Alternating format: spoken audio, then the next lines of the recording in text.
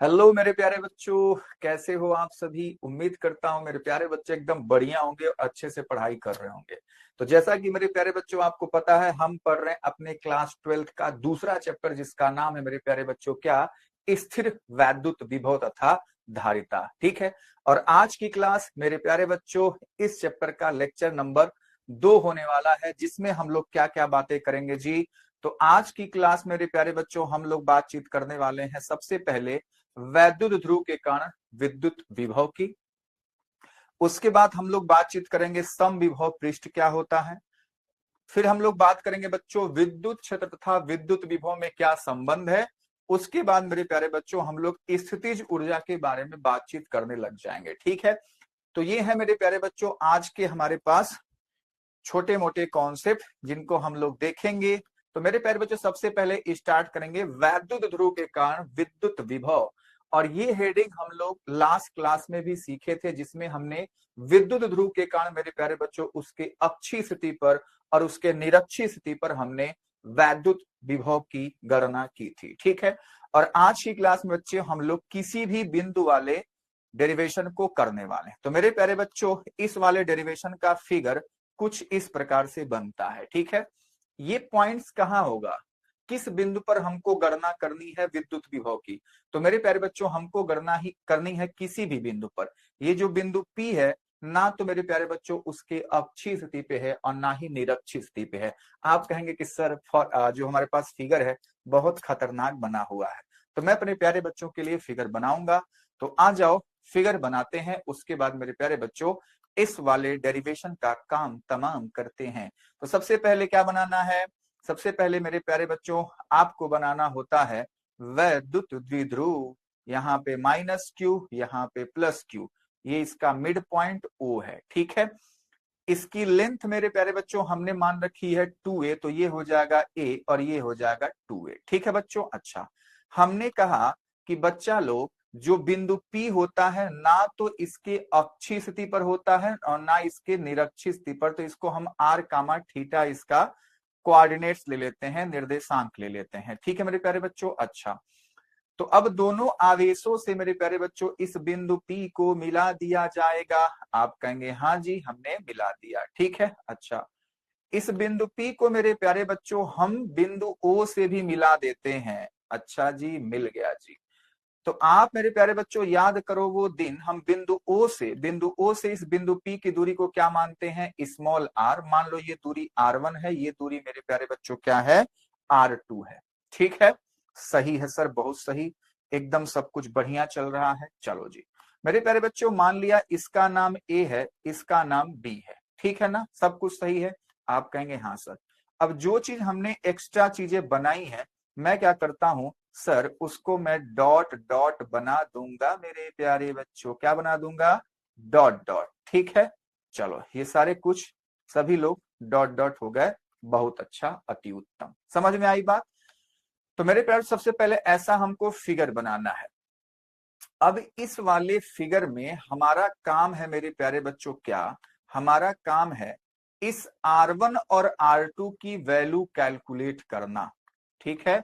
R1 और R2 की value calculate करना किसके टर्म में, मेरे प्यारे बच्चों स्मॉल r के टर्म में। ठीक है। तो हम लोग R1 R2 को बच्चे लिखेंगे r के पदों में। तो सबसे पहले देखो R1 है कितना, तो R1 मेरे प्यारे बच्चों दिख रहा है AP के बराबर है। अच्छा जी, यही R1 मेरे प्यारे बच्चों AP के बराबर होगा। हाँ जी। R2 किसके बराबर होगा मेरे प्यारे बच्चों, जैसा चित्र बना हुआ है वो BP के बराबर है। ठीक है। अच्छा, तो R1 R2 से मेरे प्यारे बच्चों इसको निकालने के लिए सबसे पहले हम लोग मान लेते हैं कि ये एंगल क्या बन रहा है, थीटा। ठीक है। अब मैं थोड़ा सा और यहाँ पे काम करूंगा। काम क्या करूंगा मेरे प्यारे बच्चों, बिंदु B से इस OP पर एक लंब डाला जाएगा। क्या डाला जाएगा बच्चों, एक लंब डाला जाएगा। ठीक है। अच्छा, और क्या किया जाएगा, इस वाले लाइन को थोड़ा सा आगे बढ़ाऊंगा मेरे प्यारे बच्चों में, है ना, और इसको भी क्या करूंगा मैं, डॉट डॉट बनाऊंगा।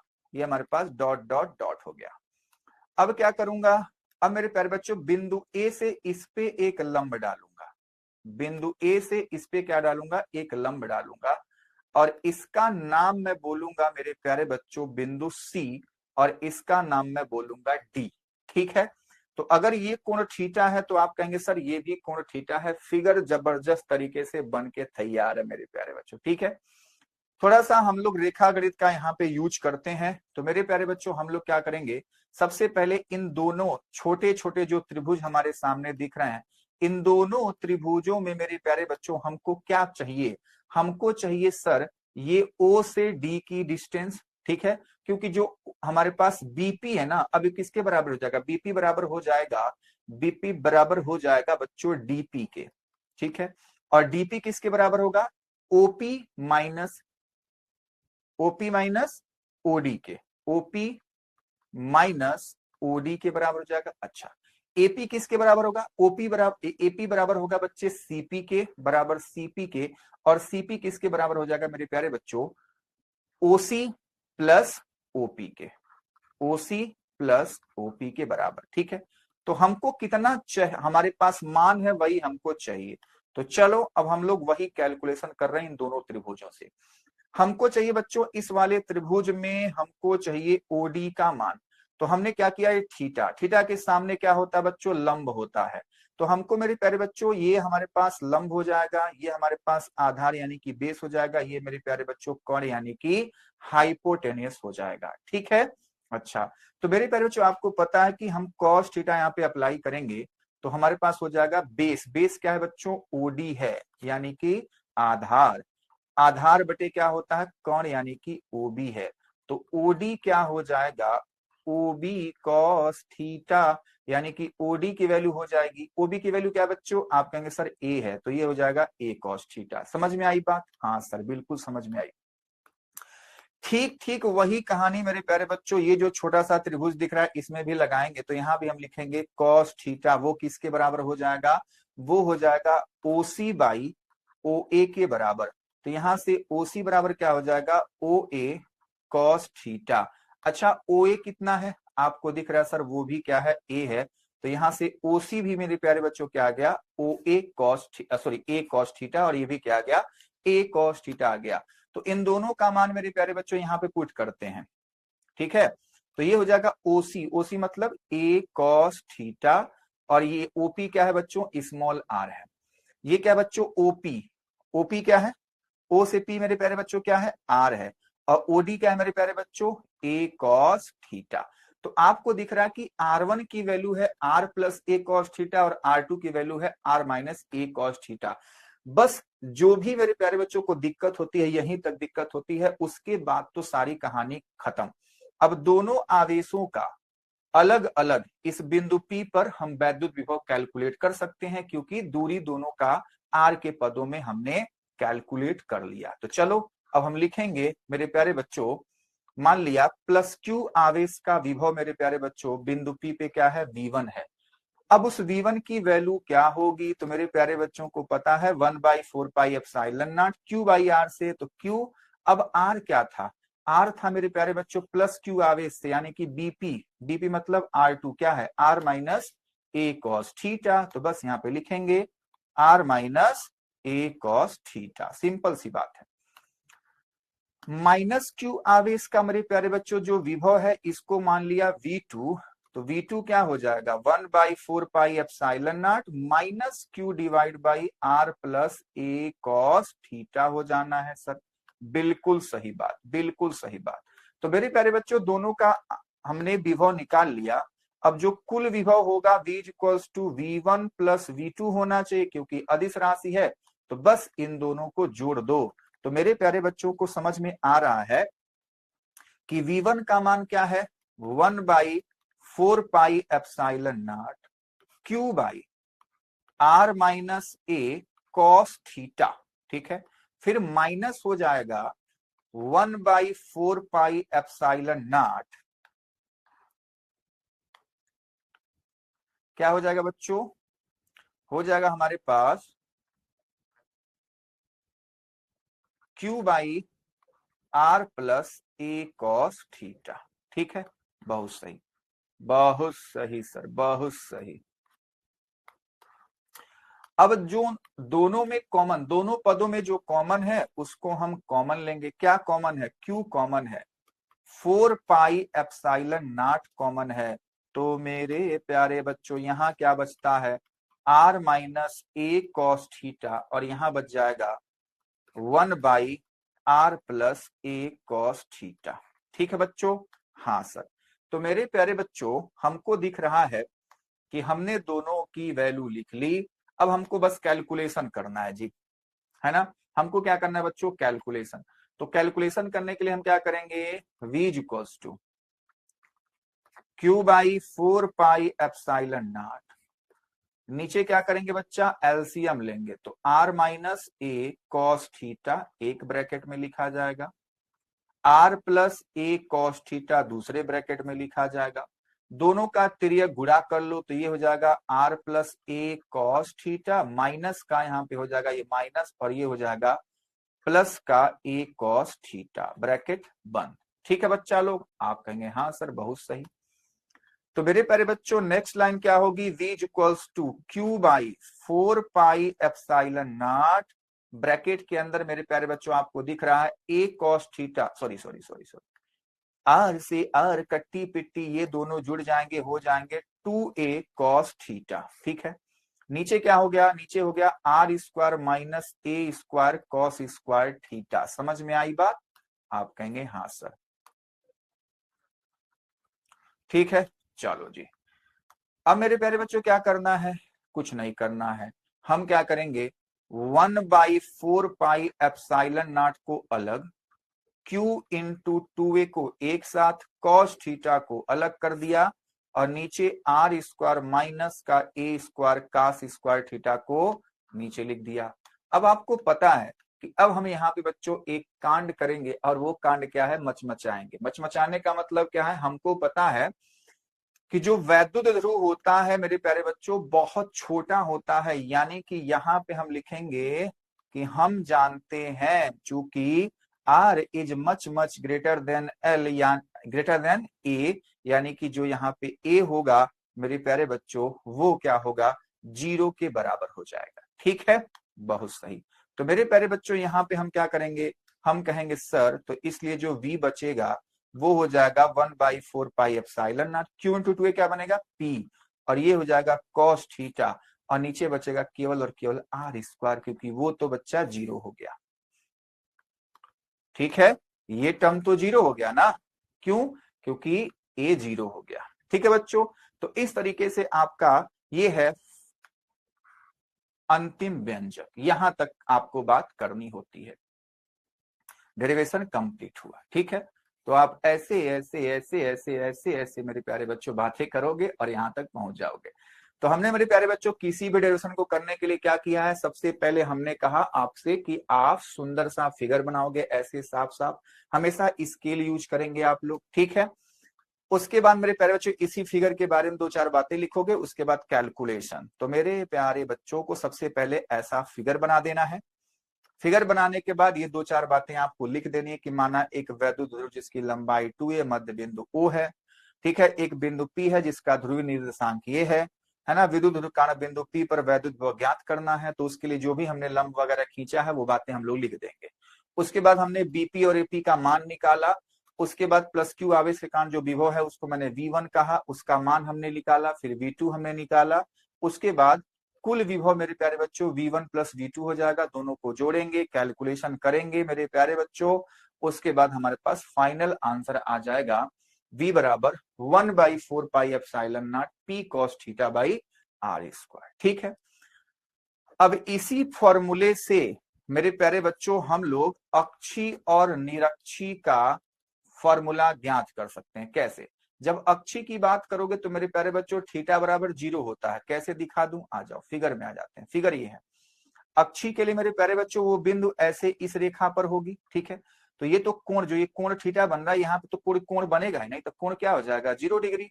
तो मेरे प्यारे बच्चों इसीलिए अक्षी के लिए थीटा बराबर 0 और निरक्षी के लिए क्या हो जाता है 90 डिग्री। तो जब अक्षी के लिए 0 हो जाएगा तो आपको v बराबर क्या मिलेगा, 1 by 4 pi epsilon not P cos 0 degree by R square. अब मेरे प्यारे बच्चों को cos 0 का मान याद होना चाहिए। बताओ किसको किसको याद है, तो भूलना नहीं है। 1/4πε0 cos 0 का मान 1 होता है, तो इसका देखो वैल्यू आ गया, यही तो आया था अक्षी पे, ठीक है। वहीं पे अगर मैं दूसरी बात करूं निरक्षी वाला, ठीक है, निरक्षी स्थिति की मैं अगर बात कर दूं, तो मेरे प्यारे बच्चों को पता है क्या कि यहाँ पे थीटा होगा 90 डिग्री, ठीक है। और जब थीटा 90 होगा तो मेरे प्यारे बच्चों v की वैल्यू हो जाएगी 1/4πε0 cos 90 degree divide by r square, cos 90 degree divide by r square. तो मेरे प्यारे बच्चों v इक्वल्स टू cos 90 की वैल्यू 0, तो सब कुछ क्या हो जाएगा मेरे प्यारे बच्चों, 0 हो जाएगा। उम्मीद करता हूं मेरे प्यारे बच्चों को यहां तक की बातें एकदम अच्छे से क्लियर होनी चाहिए। बोलो कर ले जाओगे? हाँ सर, सब कुछ क्लियर है, बहुत अच्छा। अब बच्चे, तो अभी तक हमने इस चैप्टर में क्या क्या बातें की हैं। हमने पहले वाले लेक्चर में बात किया कि वैद्युत विभव क्या होता है, वैद्युत विभवांतर क्या होता है, किसी बिंदु आवेश के कारण वैद्युत विभव क्या होता है। फिर हमने वैद्युत द्विध्रुव के कारण बच्चों वैद्युत विभव की गणना की, और आज की क्लास में हमने वैद्युत विभव के किसी भी वैद्युत ध्रुव के किसी भी बिंदु पर वैद्युत विभव की गणना कर ली, ठीक है। अब पहले एक आवेश, फिर वैद्युत ध्रुव में बच्चों 2 आवेश थे, ठीक है। अब मेरे प्यारे बच्चों मान लो कोई वस्तु है, उसके पास ढेर सारे आवेश, तो मतलब हम अब आवेशों के निकाय की बात करने जा रहे हैं, ठीक है। कि मान लो हमारे पास एक वस्तु है, ये वस्तु है, इसके पास 4 आवेश हैं, Q1 Q2 Q3 और Q4। वो प्लस भी हो सकते हैं, माइनस भी हो सकते हैं, हालांकि हमने सारा पॉजिटिव ही लिया है, धनात्मक आवेश लिया है। एक बिंदु O है हमारे पास, सभी आवेशों से Q1 से दूरी R1, Q2 से दूरी R2, Q3 से दूरी R4 और सॉरी R3 और Q4 से दूरी R4 है इस बिंदु O का। हमसे अगर पूछा जाए कि बताओ इस आवेश के निकाय कारण बिंदु O पर वैद्युत विभव क्या होगा, तो मैं कहूंगा सर जो वैद्युत विभव होगा V, उन सभी के अलग अलग वैद्युत विभव का मेरे प्यारे बच्चों क्या होगा, बीजगणितीय योग होगा। Q1 का विभव मेरे प्यारे बच्चों V1, Q2 का विभव V3, Q3 का विभव V3 और Q2 का विभव मेरे प्यारे बच्चों V4 हो जाएगा। अब इनका मान होगा कितना, तो बहुत आसान है ना बच्चे, चलो लिखते हैं।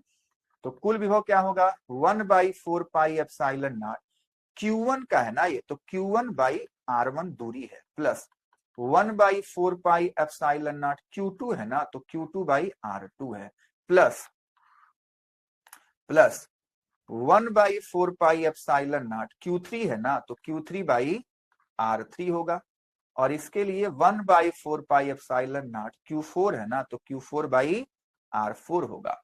अब मेरे प्यारे बच्चों आपको दिख रहा है कि 1/4πε0 तो सब में कॉमन रहता है, तो उसको बाहर निकालो और लोगों को डब्बे में बंद करो। तो इसको हम लोग ऐसे भी लिख लेते हैं, Q1/R1, Q2/R2, Q3/R3 plus Q4/R4। और भी लोग होंगे तो ऐसे जुड़ते चले जाएंगे, ठीक है। तो हम लोग ऐसे इस चीज को लिख सकते हैं, समझ में आई बात? चलो, तो ये जो डेरिवेशन है ये मेरे प्यारे बच्चों बोर्ड एग्जाम में कभी पूछा नहीं जाता है। इसका यूज कहाँ होगा, वही जस्ट जैसे मान लो हमने बल का हमने देखा अध्यारोपण का सिद्धांत, सुपरपोजिशन प्रिंसिपल। फिर हमने वैद्युत क्षेत्र की तीव्रता में भी ऐसे ही देखा था कि आवेशों के निकाय कारण किसी बिंदु पर वैद्युत क्षेत्र की तीव्रता क्या होगी। फिर हम लोग विभव देख रहे हैं, तो वही कहानी है, ठीक है। तो सभी हमारे पास 4 आवेश थे, उन सभी का विद्युत विभव मेरे प्यारे बच्चों जुड़ जाएगा और उसका मान मेरे प्यारे बच्चों आप लोग लिख सकते हैं। उसी प्रकार से अगर मान लो कोई हमारे पास निकाय है, उस निकाय के पास अब 4 आवेश नहीं, 2-3 आवेश नहीं, n आवेश हैं, ढेर सारे आवेश हैं, ठीक है। जो नंबर है क्या है, कुछ भी हो सकता है, लेकिन हमने मान लिया कि n आवेश है, मान लिया, ठीक है। अब मेरे प्यारे तो क्या है, कोई बात नहीं है भैया, Q1 है, Q2 है, Q3 है, डॉट डॉट Qn है, दूरी R1 R2 R3 dot dot Rn है। बिंदु P पे हमको बच्चे गणना करनी है, तो क्या करोगे, डर जाओगे? ना जी ना, नहीं डरेंगे सर। हमने सीखा है क्या कि कुल विभव बिंदु P पर जो होगा वो होगा V1 plus V2 plus V3 plus V4 plus dot dot dot कहां तक, Vn तक, ठीक है बच्चा। अच्छा, और सबका मान भी हमने लिखा है जैसे, तो डॉट डॉट Vn तक कर लेंगे, कहानी खत्म हो जाएगी। वही चीजें मेरे प्यारे बच्चों यहाँ पे लिखी गई हैं, ठीक है। सबका मान 1/4πε बाहर आ जाता है तो अंदर यही बचेगा, जहां तक आपको ले जाना है आप वहां पे ले जाइए। अब इसका यूज कहाँ पे होता है, मैं अपने प्यारे बच्चों को वो बातें बता देता हूं। ठीक है, जैसे मान ले, जैसे हमने वैद्युत क्षेत्र की तीव्रता में देखा था, मान लो अपने पास एक बच्चे वर्ग है। ठीक है, आप ये क्वेश्चन घर पे कर भी सकते हैं। ठीक है, मैं आपको बता देता हूं कि कहाँ इसका हम लोग यूज करते हैं, कैसा क्वेश्चन इसे बनता है। मान लो एक वर्ग है जिसकी भुजा मेरे प्यारे बच्चों ए होगी, है ना। ये इसके शीर्ष हैं ए, बी, सी और डी है। अच्छा, ए पर मेरे प्यारे बच्चों मान लो +2 कूलाम, इस पे -2 कूलाम, इस पे +1 कूलाम, इस पे -1 कूलाम मान लो आवेश रखे गए। ठीक है, यहाँ पे इसका मध्य बिंदु है मान लो O। आपसे पूछा जाता है कि इस आवेश के निकाय के कारण बिंदु O पर विभव की गणना कीजिए। ठीक है बच्चों, तो आपको बच्चे क्या करना है, हर एक आवेश से यहां तक हमको दूरी ज्ञात करनी है। आपको पता है कि दूरी कैसे ज्ञात करेंगे। ठीक है, ऐसे क्वेश्चन आपसे पूछा जाता है। तो इस क्वेश्चन का मेरे प्यारे बच्चों आप लोग आंसर कमेंट बॉक्स में जरूर देंगे। ठीक है, बात समझ में आई? तो मैं देखूंगा कि किसका किसका आंसर इसका सही आता है। तो जो हमने यहाँ पे आवेशों के निकाय के कारण वैद्युत विभव सीखा, तो उसका एप्लीकेशन में ऐसे क्वेश्चन आपसे पूछा जाता है। ठीक है मेरे प्यारे बच्चों, बाकी जब प्रॉब्लम क्लास होगी तो वहां पे हम लोग क्वेश्चन को सॉल्व जरूर करेंगे। और ये क्वेश्चन आपके लिए है, तो आप लोग सभी आवेशों का विद्युत विभव बिंदु O पर निकालेंगे, उसके बाद सबको जोड़ देंगे, बताएंगे कितना आंसर आएगा। ठीक है, बात समझ में आई? चलो जी, अगला कॉन्सेप्ट मेरे प्यारे बच्चों है समविभव पृष्ठ। अब ये क्या है, तो मेरे प्यारे बच्चों नाम से ही पकड़ो इसको, समविभव मतलब समान विभव। तो एक ऐसा पृष्ठ जिसके हर एक बिंदु पर वैद्युत विभव का मान समान होगा, उसको हम क्या कहेंगे, समविभव पृष्ठ। अंग्रेजी में इसको कहते हैं इक्विपोटेंशियल सरफेस। बात समझ में आई? जैसे मान लो हमने फिगर में लिया है, एक बिंदु आवेश है, बिंदु आवेश Q है। ये बच्चे जो तीर दिखाई जा रही है सब क्या है, वैद्युत क्षेत्र रेखाएं हैं बिंदु आवेश के कारण। ठीक है, तो बिंदु आवेश का वैद्युत क्षेत्र रेखाएं बाहर की ओर निकलती हैं, तो वो उसका फिगर हमने आपके लिए बनाया। अब यहाँ पे आपको डॉट डॉट भी कुछ दिख रहा होगा, जैसे ये वाला एक सर्कल, ये दूसरा सर्कल, तीसरा सर्कल, चौथा सर्कल, ये सर्कल है। तो ये सर्कल नहीं है, ये मेरे प्यारे बच्चों क्या है, हमारे पास गोला है। क्या है, गोला है। ठीक है, ये गोली कोष है। तो मेरे प्यारे बच्चों ये जितने गोले दिख रहे हैं आपको, ये सब गोले क्या है, समविभव पृष्ठ हैं। ये गोले क्या है मेरे प्यारे बच्चों, समविभव पृष्ठ हैं। यानी कि इन सभी गोलों के किसी भी बिंदु पर आप बात करो, जैसे मान लो हमने इस वाले बाहरी वाले गोले पर हमने 2 बिंदु लिया, ए और बी, तो इन दोनों बिंदुओं पर जो विभव होगा मेरे प्यारे बच्चों वो क्या होता है, बराबर होता है। ठीक है, बिंदु ए और बिंदु बी का विभव मेरे प्यारे बच्चों क्या होता है, बराबर होता है सर। ठीक है, उम्मीद करता हूं मेरे प्यारे बच्चों को ये बातें समझ में आई कि मतलब समविभव पृष्ठ क्या, एक ऐसा पृष्ठ जिसके प्रत्येक बिंदु पर विभव का मान क्या हो, समान हो, उसको हम समविभव पृष्ठ कहते हैं। ठीक है, चलो तो परिभाषा बताइए भैया। विद्युत क्षेत्र में स्थित एक ऐसा पृष्ठ जिसके सभी बिंदुओं पर विभव समान हो, समविभव पृष्ठ कहलाता है। तो ये बच्चों बहुत ही इंपॉर्टेंट हमारे पास फिगर है, इस फिगर को आप याद रखेंगे। यहाँ पे अलग अलग हमारे पास निकायों के लिए समविभव पृष्ठ बनाया गया है। तो देखो, अगर एक समान वैद्युत क्षेत्र होगा तो उसमें समविभव पृष्ठ हमारे पास ऐसे होता है, और हमेशा समविभव पृष्ठ मेरे प्यारे बच्चों वैद्युत क्षेत्र के लंबवत होगा। ठीक है, तो ये हमारे पास अलग अलग बिंदुओं पर अलग अलग स्थान पे वैद्युत क्षेत्र में समविभव पृष्ठ को बनाया गया है। ठीक है, ये बिंदु आवेश का समविभव पृष्ठ है। ये मेरे प्यारे बच्चों वैद्युत ध्रुव यानी कि एक +Q एक -Q के कारण समविभव पृष्ठ दर्शाया गया है। नीचे क्या है मेरे, अगला क्या है मेरे प्यारे बच्चों, 2 धनात्मक आवेशों के कारण जो समविभव पृष्ठ हमारे पास दिखता है वो ऐसा दिखता है। तो ये जो फिगर है मेरे प्यारे बच्चों, आपको थोड़ा सा अपने दिमाग में फिट करना है। ठीक है,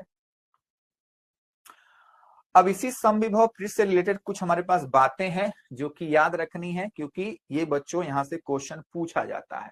तो पहला पॉइंट हमारे पास है क्या, समविभव पृष्ठ एक दूसरे को कभी नहीं काटते। जैसे हमारे पास वैद्युत क्षेत्र रेखाएं थी ना, वैद्युत क्षेत्र रेखाएं एक दूसरे को कभी नहीं काटती थी, वैसे ही समविभव पृष्ठ एक दूसरे को कभी नहीं काटते हैं। ठीक है, क्योंकि कटान बिंदु पर मेरे प्यारे बच्चों दो विभव होता है जो कि पॉसिबल नहीं होता। विद्युत क्षेत्र सदैव समविभव पृष्ठ के लंबवत होता है, हमने अभी जस्ट बातें की। ठीक है बच्चों। अच्छा, अगला, एक बिंदु आवेश के लिए समविभव पृष्ठ संकेंद्रित गोली कोष होता है। हमने अभी बिंदु आवेश, धनात्मक बिंदु आवेश कारण हमने समविभव पृष्ठ को बनाया था। ठीक है, समविभव पृष्ठ पर किसी आवेश को एक बिंदु से दूसरे बिंदु तक ले जाने के लिए कोई कार्य नहीं करना पड़ता। आजा इस बात को समझा देता हूं। यहीं पे कहां बना था फिगर हमारे पास, ये रहा। ठीक है, हमने कहा बिंदु ए और बिंदु बी पर मेरे प्यारे बच्चों विभव समान है। तो अगर मान ले कोई बंदा है, आपका कोई दोस्त है, कह दिया कि मान लो बिंदु ए पर चाहे बी पर हमने एक आवेश रख दिया Q। ठीक है, कह रहा है इस आवेश को बी से ए लेकर जाना है, तो बताओ कितना कार्य करना पड़ेगा, कार्य की गणना करो। तो आप कहोगे कि सर जो हमारे पास फॉर्मूला होता है W बराबर वो होता है Q इंटू वी। ये पढ़ चुके हम लोग ना, है ना? अरे ये पढ़ते हो ना, V is equals to W by Q, तो W is equals to Q into V, simple सी बात है। तो इस फॉर्मूले से मेरे प्यारे बच्चों हम लोग ऐसा भी तो पढ़ते थे कि W is equals to Q into delta v, हमने विभवांतर की परिभाषा से भी पढ़ा। ठीक है, अरे बोलोगे हाँ सर पढ़ा था सर। तो मेरे प्यारे बच्चों अगर बिंदु ए और बिंदु बी के बीच विभवांतर निकालेंगे तो डेल्टा वी जीरो आएगा कि नहीं आएगा? क्यों? क्योंकि वी और वी बराबर हैं। तो मेरे प्यारे बच्चों जो डब्ल्यू आ जाएगा वो भी क्या हो जाएगा? जीरो हो जाएगा। तो वही बात यहाँ पे आपके सामने लिखी गई है। समझ पाए? बोलो हाँ या ना। हाँ सर।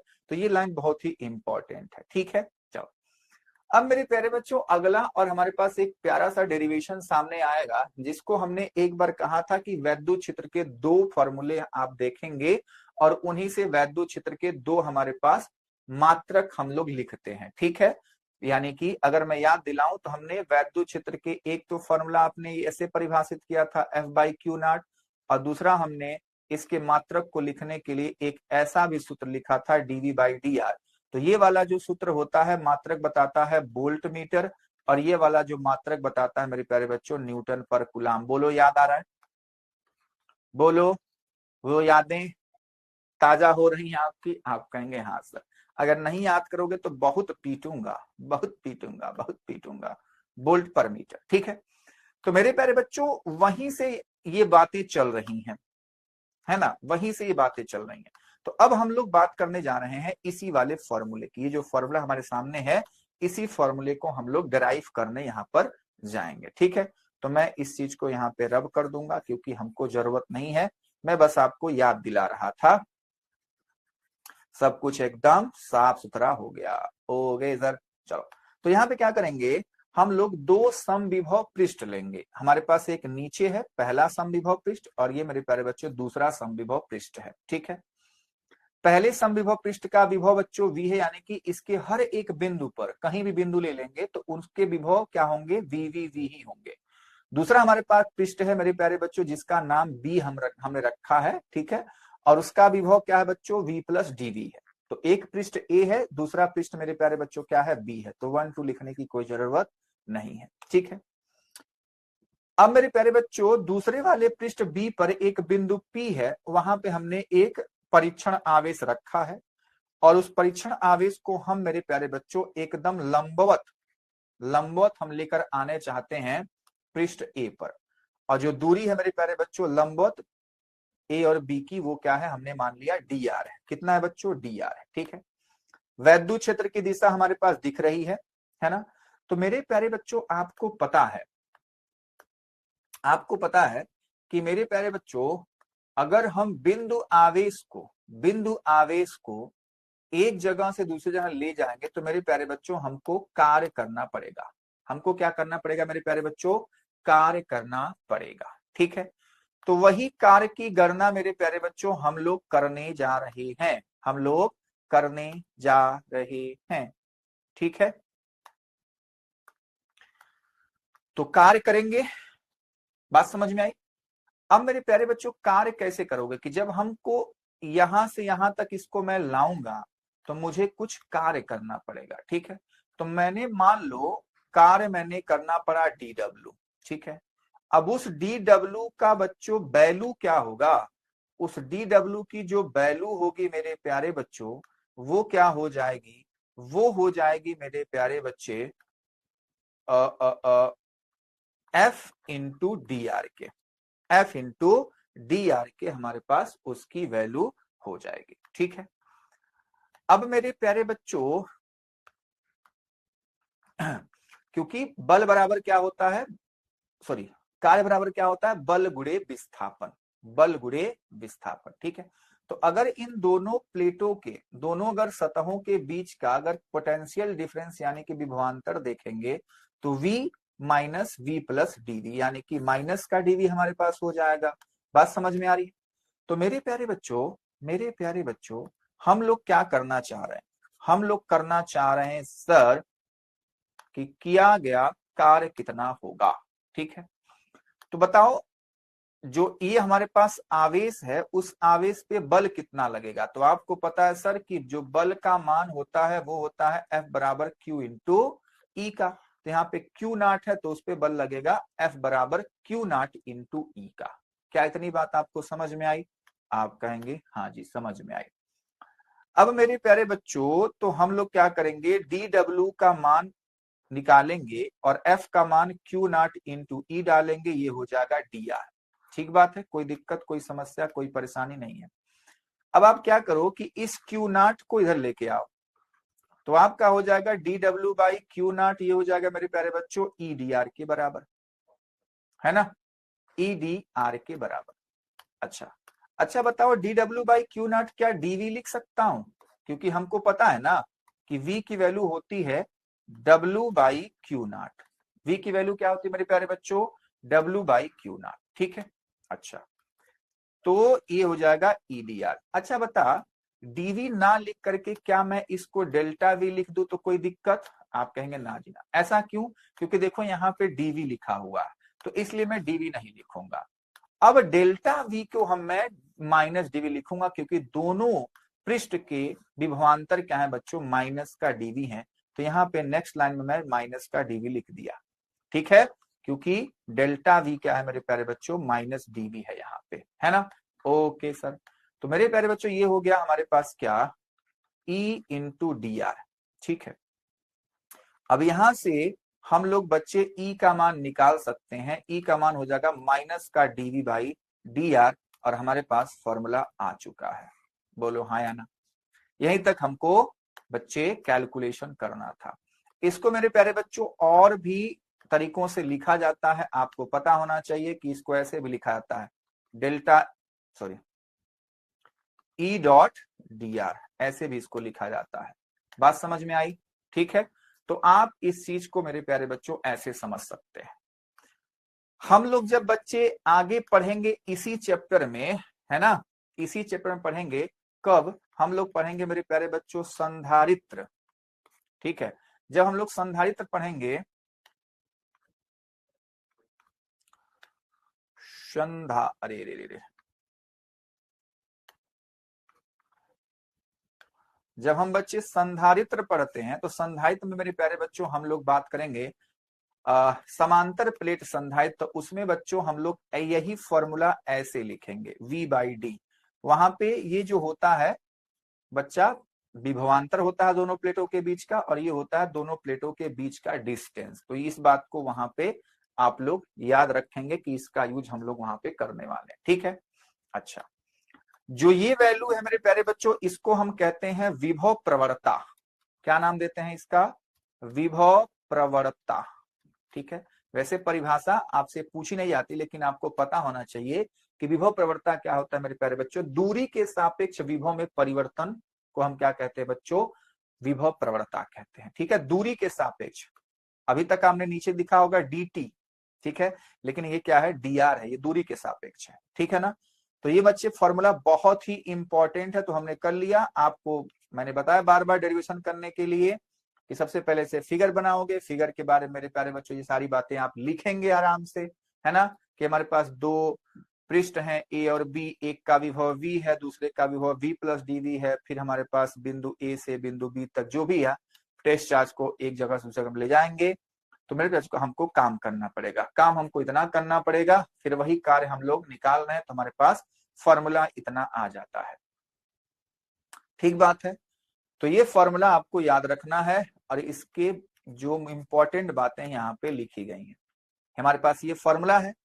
अब बच्चा ये जो माइनस चिन्ह है ये बहुत कमाल की बात बताता है और इससे मेरे प्यारे बच्चों आपके कॉम्पिटिटिव एग्जाम में भी क्वेश्चन पूछे जाते हैं। अभी मैं आपको बताता हूं कि कैसे कॉन्सेप्ट को पूछा जाएगा।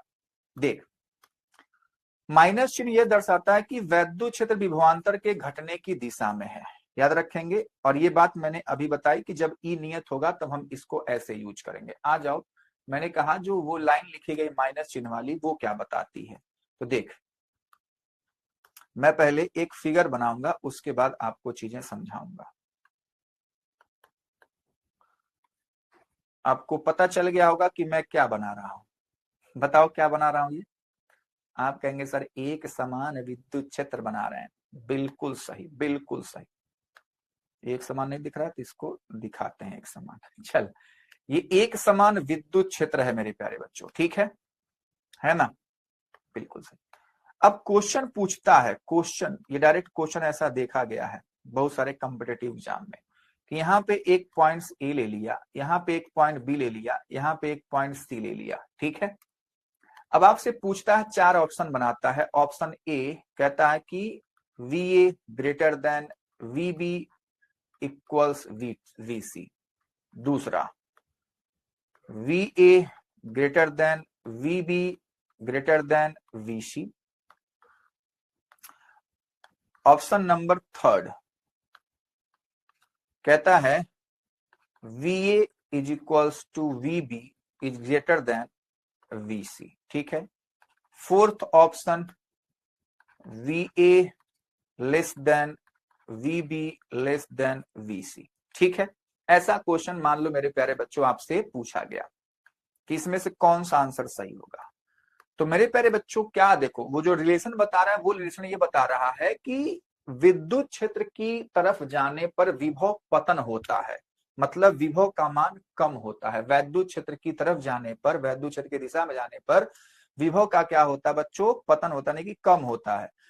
तो यानी कि ए और बी एकदम सीध में है, ठीक है बच्चों। तो इनका विभव समान होगा, यानी कि हमको पता लग गया कि वी ए और वी बी तो बराबर हैं और विद्युत क्षेत्र की तरफ जाएंगे तो ये वीसी है, तो इसका मतलब इसका मान तो मेरे प्यारे बच्चों कम होगा, तो इन दोनों का मान इससे ज्यादा और ये वीसी कम होगा। तो कहां पे ऑप्शन है, ऑप्शन नंबर 3 हमारे पास सही आंसर है। तो इस चीज को आप याद रखेंगे, ठीक है मेरे प्यारे बच्चों। बोलो हाँ या ना। हाँ सर।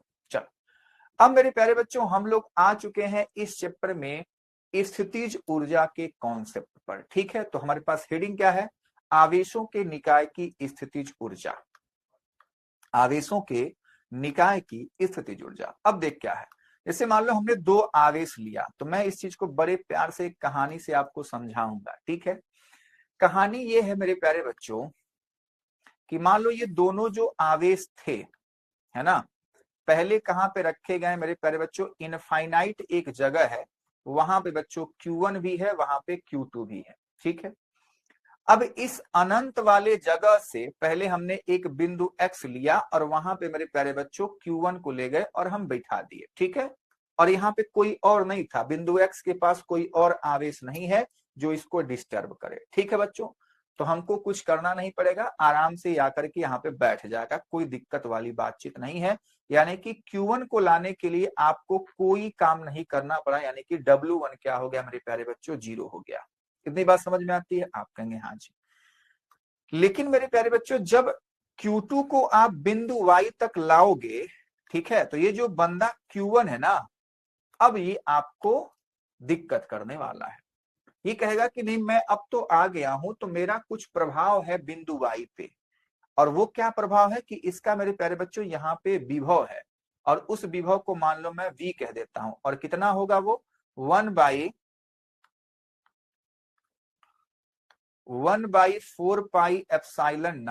Q1, और डिस्टेंस क्या है बच्चों, हमने R मान रखी है, तो ये हमारे पास R है।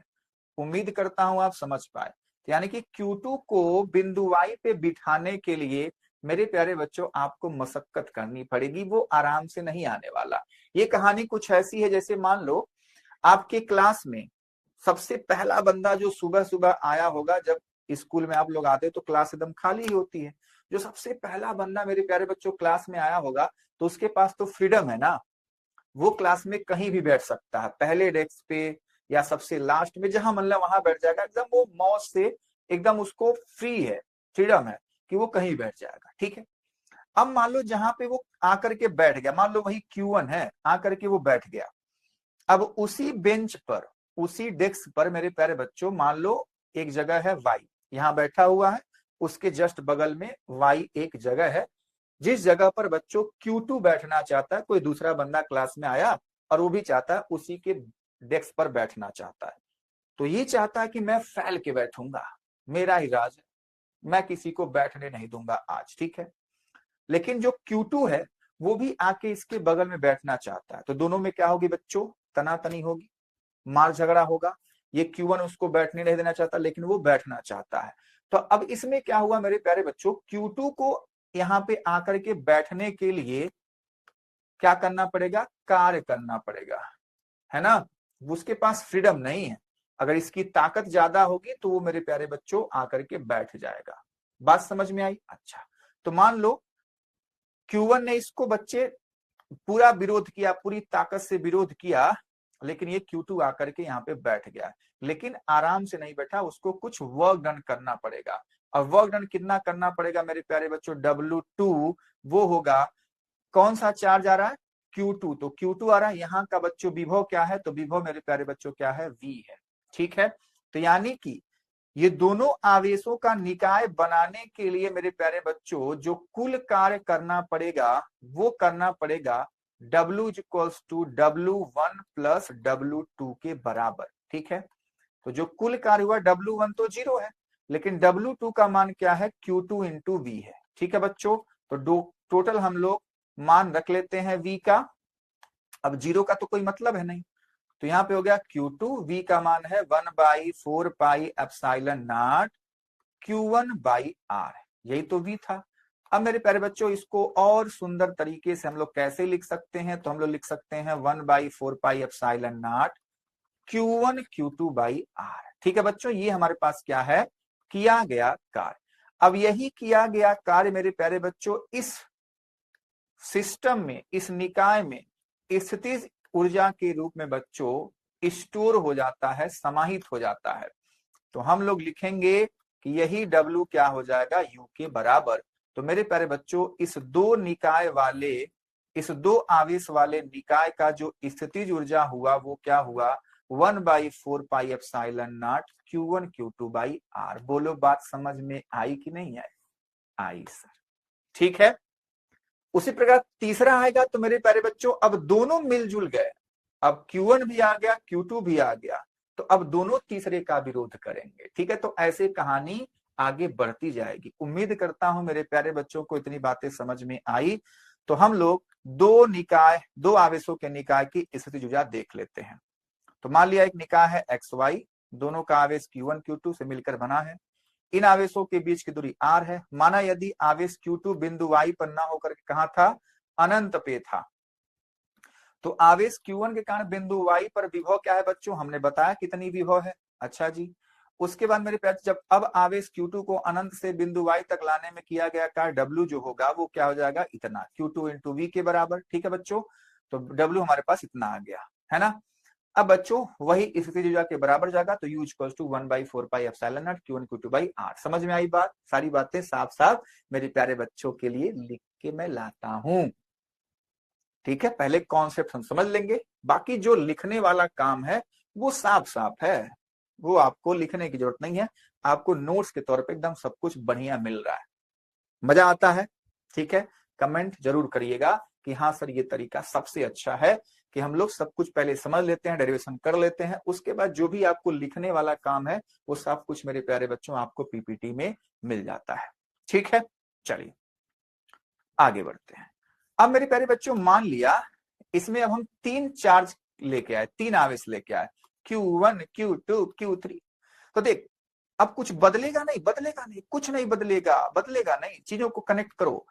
Q1 आया तो W1 जीरो, है ना, अनंत, मान लो यहाँ पे अनंत है, फिर से बनाता हूं वही कहानी। ये अनंत एक जगह है जहां पे Q1 भी था, Q2 भी था और Q3 भी था। ठीक है बच्चों, पहले Q1 आया, है ना, इसका नाम मान लो A, इस पॉइंट का नाम B, इस पॉइंट का नाम C। मान लो A पर Q1 आया, कोई काम नहीं करना पड़ा, एकदम मौज से आकर के बैठ गया, ठीक बात है। लेकिन Q2 आया तो अभी आपने देखा कि Q1 उसका विरोध कर रहा है, तो उसको वर्क डन करना पड़ा और W2 हमने कार्य लिखा, कितना बच्चों, W2 लिखा था हमने Q2 इंटू V के बराबर। ठीक है, कौन लगा रहा है, 1 वाला लगा रहा है। लेकिन अब मेरे प्यारे बच्चों, जब यहाँ पे इस जगह पे जब Q3 आएगा, कौन आएगा बच्चों, Q3 आएगा, जब Q3 इस जगह पे आएगा तो अब ये दोनों बच्चे आपस में इनकी दोस्ती हो गई, इन दोनों की दोस्ती। मान लो आप बैठ गए, आपका वो लड़का बैठ गया, अब वो दोनों जो मित्र बन गए, अब वो जो दोनों मित्र बन गए, मान लो आपके डेस्क पे कोई तीसरा आके बैठना चाहता है, अब दोनों विरोध करेंगे। ठीक है, अब दोनों विरोध करेंगे उसका, तो वही हालचाल यहाँ पे है। तो अब तीसरा आकर के मेरे प्यारे बच्चों यहाँ पे बैठना चाहता है, तो अब Q1 भी विरोध करेगा, Q2 विरोध करेगा, यानी कि Q3 को यहाँ पे आने के लिए मेरे प्यारे बच्चों दोनों से लड़ाई करनी पड़ेगी। यानी कि जो W3 होगा वो मेरे प्यारे बच्चों क्या होगा, W3 किसके कारण, 1 के कारण, प्लस W3 किसके कारण, 2 के कारण। ठीक है मेरे पास, दोनों इससे मारपीट करेंगे। तो अब आपको W31 और W32 भी निकालना पड़ेगा। W3 मतलब W3 किसके कारण, 1 के कारण, W3 यानी कि 2 के कारण। ठीक है मेरे प्यारे बच्चों, तो आपको समझना पड़ेगा इस बात को कि यानी जो टोटल वर्क होगा W इस तीनों सिस्टम का, मतलब तीनों चार्ज के सिस्टम का, वो क्या हो जाएगा, W1 plus W2 plus W31 plus W32, ऐसे मैंने नाम दे दिया जी। समझ पाए ना सब कुछ क्या है। तो आपको पता है W1 तो 0 है और W2 का मान बच्चे क्या है, W2 का मान है सर Q2 इंटू V के बराबर। ठीक है, समझ पाए, प्लस W3 क्या होगा, W3 होगा Q3, अरे फॉर्मूला वही है, W equals to Q into V। तो Q जो चार्ज आ रहा है, जो आवेश आ रहा है, अब V क्या होगा, किसके कारण वहां पे विभव आप देख रहे हो। तो अब मान लो हम 1 के कारण देख रहे हैं, तो मेरे प्यारे बच्चों मान लो उसको मैंने V1 कह दिया। ठीक है, मैंने क्या कह दिया, V1 कह दिया पॉइंट सी पे। चल अब इसको मेरे प्यारे बच्चों मैं क्या कहूंगा, मैं कहूंगा मान लो ये भी V1 ही है, लेकिन इसको मैं ऐसे लिख देता हूं, V लिख देता हूं। ठीक है, ये V ही, चलो इसको V1 और इसको मान लो मैं V1 डैश लिख देता हूं, क्योंकि डिस्टेंस भी मैटर करता है कि कितना उसका होगा वैल्यू। ठीक है बच्चे, अच्छा, लेकिन लगा रहा है 1 वाला ही, Q1 वाला। अब W32 क्या होगा, वो होगा मेरे प्यारे बच्चों Q3 तो रहेगा, लेकिन यहाँ पे हो जाएगा V2, क्या हो जाएगा V2, मतलब जो दूसरा वाला यहाँ पे लगा रहा है। चल सबका मान यहाँ पे लिखेंगे, समझ पा रहे हो ना, कोई दिक्कत वाली बात नहीं है ना, नहीं है जी, बाकी साफ साफ सामने लिखा गया है, आप पहले समझो बात को। तो ये 0 0 खत्म करो। Q2 V1 का मान क्या है, V1 का मान मेरे प्यारे बच्चों Q2, जहां पे Q2 उपस्थित है वहां पे क्या है, 1/4 पाई एप्सिलॉन नॉट, किसके कारण, Q1 के कारण। तो Q1 डिस्टेंस क्या था, R12 था, देख लो आप, R12 डिस्टेंस वही देखनी है। ठीक है, प्लस Q3 तो है ही, V1 डैश क्या है, कहां पे देखना है, 3 वाले के पास, तो दूरी क्या थी, R13 थी, बाकी आवेश तो वही है Q1 वाला। तो 1/4 पाई epsilon not Q1 divide by R13, मतलब देखो डिस्टेंस भी डिपेंड करता है, तो इसलिए मैंने उसको डैश लिख दिया था, केवल 1 लिख दोगे तो गलत हो जाएगा। समझ पाए। अगला अगला हमारे पास है मेरे प्यारे बच्चों Q3, क्या है मेरे प्यारे बच्चों, Q3 है। तो अगर Q3 में देखूंगा तो वो हो जाएगा V2 क्या है, 1/4 पाई एप्सिलॉन नॉट, किसके कारण, 2 के कारण, तो Q2।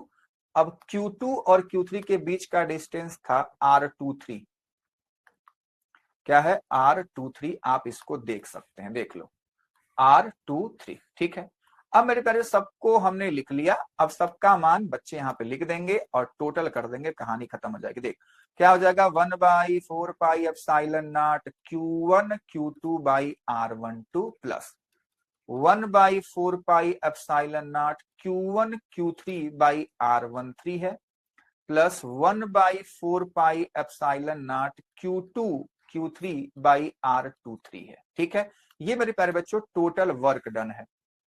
और यही क्या पोटेंशियल एनर्जी यानी कि स्थितिज ऊर्जा के बराबर होगा कि नहीं? आप कहेंगे हाँ जी यही होगा। तो यही हमारे पास स्थितिज ऊर्जा के बराबर जाएगा। आप क्या करोगे, W इक्वल्स टू यू के, आप क्या करोगे 1/4πε0 कॉमन ले लो। तो कॉमन ले लिया तो हमारे पास ब्रैकेट में क्या बचेगा, यहाँ पे Q1 Q2 और यहाँ पे बचेगा R12 प्लस यहाँ बचेगा Q1 Q3, यहाँ पे बचेगा R13, यहाँ पे होगा Q2 Q3, यहाँ पे हो जाएगा R23 और ब्रैकेट क्लोज। ठीक है, तो आपको दिख रहा है मेरे पास कितने आसानी से हमने इन तीन आवेशों का हमने स्थितिज ऊर्जा लिख दिया। मतलब जो जो आएगा उस तरीके से चीजें होती जाएंगी। ठीक है, वो सारी बातें मेरे प्यारे बच्चों यहाँ पे लिखी गई हैं, आप लोग देख सकते हो। ठीक है, ज्यादा 3-5 नहीं। और ये कुछ भी आपसे बोर्ड एग्जाम में नहीं पूछा जाता, लेकिन आपको पता होना चाहिए। ठीक है बच्चों, पता आपसे होना चाहिए। न्यूमेरिकल में नहीं पूछा जाता, लेकिन ये सारी चीजें न्यूमेरिकल लगाने के लिए ही यूज होंगी, है ना। चलो अगला, अब मेरे प्यारे बच्चों देख, जो भी हम लोग ये वाली बातें पढ़ रहे थे, इसमें क्या था कि कोई बाह्य क्षेत्र नहीं था। बाह्य क्षेत्र मतलब कोई ऐसा बंदा नहीं है जिसका अपना खुद का वैद्युत क्षेत्र है और उसमें ये लोग आकर के रखे गए थे। कहने का मतलब, मान ले कहानी में सुनाऊं तो मान लो अगर क्लास में मैं हूं तो पहला बंदा आएगा तो मेरे हिसाब से बैठेगा, क्योंकि मेरा प्रभाव रहेगा। ठीक है, जब मैं नहीं था तब मनमानी से जहां मन वहां बैठ गया, लेकिन जब मैं हूं तो मेरे हिसाब से वो बैठ रहा है। तो मेरा प्रभाव पहले वाले पर भी पड़ेगा, मेरा प्रभाव दूसरे वाले पर पड़ेगा, जितने लोग आएंगे उन पर मेरा प्रभाव रहेगा। ठीक है, तो वही है मेरे प्यारे बच्चों। अब बाह्य वैद्युत क्षेत्र क्या कहानी, देखो कहानी क्या है देख ले। मान ले पहले से ही एक बंदा है Q, मैं बड़ा सा Q ले लेता हूं, उसका वैद्युत क्षेत्र है इस जगह पर। ठीक है, तो मान ले कोई बिंदु है A, है ना बच्चे, सभी लोग इनफाइनाइट से आएंगे, सभी बंदे अपने घर से आएंगे और मैं क्लास में बैठा हुआ, मान लो पहला आया Q1। ठीक है, वो आता है और एकदम मौ से मस्त वाला, एकदम मतवाला होकर के चल रहा है, सोच रहा है कि कोई क्लास में नहीं है, आकर के मैं चुपचाप बैठ जाऊंगा। लेकिन जैसे ही फाटक खोलता देखता मैं हूं वहां पे, तब एकदम आराम से आता है, अपनी सीट पर वो बैठ जाएगा। मतलब कंडीशन लग गया। ठीक है, कि जहां पे तुम बैठते थे वहां पे बैठोगे, अपनी मन मर्जी का आप नहीं कर सकते, मतलब मेरा प्रभाव है। तो मेरे प्यारे बच्चों अब क्या है, बिंदु ए पर मान लो Q1 को बैठाना है ना। तो अब मेरे पास Q1 को बैठाने के लिए क्या W1 0 हो जाएगा क्या? तो नहीं होगा। क्यों? क्योंकि मेरे प्यारे बच्चों जो वैद्युत क्षेत्र पहले से था, यहां पे उसका कुछ मेरे प्यारे बच्चों विभव होगा। क्या होगा? विभव होगा। और उस विभव को मैं मान लो बोल देता हूं V। क्या बच्चे? अरे रे रे रे, इस विभव को मैं मान लो बोल देता हूं इस बिंदु पे V, और दूरी मेरे प्यारे बच्चों मान लो R1। कहीं पे मतलब हमारे पास क्या है, फ्रेम ऑफ रेफरेंस यानी कि निर्देश तंत्र है, वहां से हम लोग दूरी को देख रहे हैं। मतलब R1 दूरी होगी तो मेरे प्यारे बच्चों वहां से दूरी R1 हो जाएगी। ठीक है, इस बिंदु का वहां से निर्देश क्या है बच्चों? R1 है। ठीक है, समझ पाए? फ्रेम ऑफ रेफरेंस से मान लो कोई बिंदु B है। ठीक है, वहां पे मेरे पास जो विभव होगा वहां पे मान लो VR2 है। ठीक है, तो वहां पे मान लो Q2 आएगा। तो मेरे प्यारे बच्चों अब Q2 को देखो, दो पहले तो हमने एक चार्ज का देखना है, पहले एक का मान लो, पहले एक का देख लो, समझ लो बातों को। पहले मान लो B को नहीं लाए, ठीक है, पहले एक को लेकर आए। तो बताओ कुछ कार्य करना पड़ेगा? आप कहेंगे हाँ। कितना करना पड़ेगा? आप कहेंगे W1 हो जाएगा, Q1 को लेके आ रहे हो और विभव वहां पे क्या है? VR1 है। अच्छा, ये VR1 क्या है? गुणा नहीं है R1 का। ये बच्चों जो विभव है वो बच्चे किस पोजीशन पे है, किस स्थिति सदिश पे है? R1 पे है। ठीक है, कहीं से हम लोग देख रहे होंगे जिसकी दूरी R1 होगी। समझ में आ रही बात? अच्छा जी, मान लो अगर इस आवेश से इस बिंदु की दूरी R1 है तो वही वो R1 है। सिंपल सी बात है। इस आवेश से अगर किसी बिंदु की दूरी अगर मान लो R2 होगी तो यहाँ पे मैं लिख दूंगा, यहाँ पे क्या है? VR2 है। समझ पा रहे हो? ये लिखने का एक तरीका है। चलो ये सब हम लोग मिटा देते हैं। चलो ठीक है, तो यानी कि अब पहले वाला बंदा भी आ रहा है, तो बच्चों उसको लाने के लिए कुछ काम करना पड़ रहा है, यही आपको समझना है। ठीक है। अब मान लो दूसरा वाला बंदा है, तो पहले एकल आवेश का आप समझ गए, अब दूसरे वाले का ही समझ लो। मान लो बिंदु बी है, ठीक है। तो इस पे बड़े प्यारे बच्चों, ये जो पहला जो छुपा हुआ बंदा है यानी कि बाह्य वैद्युत क्षेत्र है, उसका तो प्रभाव है ही, क्या है यहाँ पे, VR2 है। तो सबसे पहले जब बिंदु बी पे Q2 को लाके बैठाओगे तो मेरे प्यारे बच्चों यहाँ पे जो वर्क करना पड़ेगा W पे, वो दो लोग को के कारण करना पड़ेगा, दो लोग विरोध करने वाले हैं, एक बाह्य वाला और ये Q1 तो बैठा ही है। तो मेरे प्यारे बच्चों बाह्य वाले का जो हो जाएगा वो हो जाएगा Q2 VR2, ठीक है। और प्लस प्लस प्लस कौन लगाएगा, इसका जो यहाँ पे पोटेंशियल होगा, तो यहाँ पे इसका पोटेंशियल कुछ भी हो सकता है। मान लो यहाँ पे बच्चों V डैश हो सकता है, कुछ भी हो सकता है, तो उसको हम लिख देंगे क्या मेरे प्यारे बच्चों, लिख देंगे Q2 इंटू V डैश, ठीक है। या इसको मैं V1 लिख लूं क्योंकि पहले वाले चार्ज के कारण लग रहा है। समझ पा रहे हो कि नहीं समझ पा रहे, बस कनेक्ट करना, मेरी भावनाओं को समझने की कोशिश करो, बाकी लिखने का तरीका तो कुछ भी हो सकता है, ठीक है बच्चा, है ना। अब इन दोनों सिस्टम का जो टोटल पोटेंशियल एनर्जी हो जाएगी मेरे प्यारे बच्चों, अब ये सभी आपस में जुड़ जाएंगे, है ना। तो लिखेंगे W equals to W1 plus W2, और मेरे प्यारे बच्चों ये क्या हो जाएगा, W इक्वल्स टू W1 क्या है, Q1 VR1 प्लस ये है Q2 VR2 और प्लस ये जो Q2 V1 है, इसको मैं ऐसे भी लिख सकता हूं क्योंकि हमको यहाँ पे पोटेंशियल पता है। अगर मान लो यहां से यहां तक की डिस्टेंस R है तो V1 का मान पता है ना, V1 का मान तब क्या हो जाएगा, तब हो जाएगा V1 का मान 1/4πε0 Q1/R, ठीक है बच्चों। अरे बोल, ये Q1 हो जाएगा। तो ये जो हमारे पास W है वो टोटल हो गया Q1 VR1 plus Q2 VR2 plus, और ये हो जाएगा 1/4πε0 Q1 Q2/R, ठीक है मेरे प्यारे बच्चों, अरे बोलोगे, ठीक है। तो ये सब ऐसे हमारे पास जुड़ जाएंगे, तो ये हमारे पास दो आवेशों के निकाय का स्थितिज ऊर्जा का फॉर्मूला आ जाएगा, यही तो U के बराबर हो जाएगा, ठीक है। तो चलो बाह्य वैद्युत क्षेत्र के लिए सीखते हैं।